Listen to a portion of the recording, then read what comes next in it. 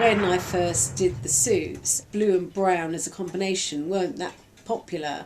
So I tended to find that whenever I went shopping, I always kept an eye out for interesting ties, and mostly I'd just come across things by chance, because once you start shopping and you're looking for a particular thing, you tend to sort of just spot them. And I'd be shopping with different actors for different episodes and all sorts of stuff, and obviously you're shopping every day and you're going into different stores. But if I ever saw a tie that was blue and brown that I thought would go with the blue and brown suit, then if I liked it, I'd buy it and buy repeats of it and then show it to David, and if he liked it we'd use it, if not they'd go back, because actually there weren't that many places doing blue brown combinations.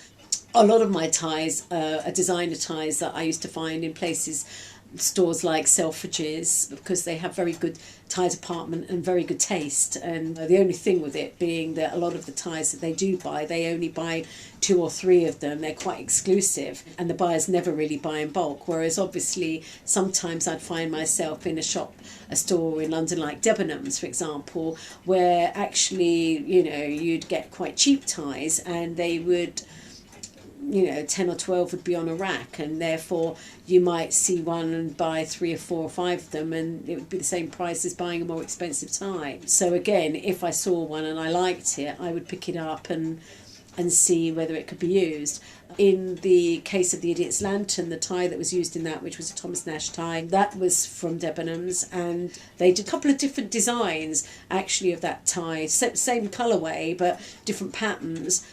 And for Idiot's Lantern was 50s and it was a bit of fun. And obviously the whole issue with Idiot's Lantern was that actually the 10th Doctor's meant to think that he's in America. They actually, when they land the TARDIS, he thinks he's going to see Elvis, and obviously they're not. They suddenly find themselves at the Queen's coronation. It's sort of more to do with American 50s. And that was the reason why we used that sort of paisley-ish, sort of quite loud tie for the episode. The same reason that obviously David had sort of the hairdo as well. It sort of tied it in. And the same reason why obviously Rose is dressed not how you would imagine someone in England to be particularly. But again, it was all about, because America was so much more advanced, that they thought they were going a couple of years later and they were going to be in America.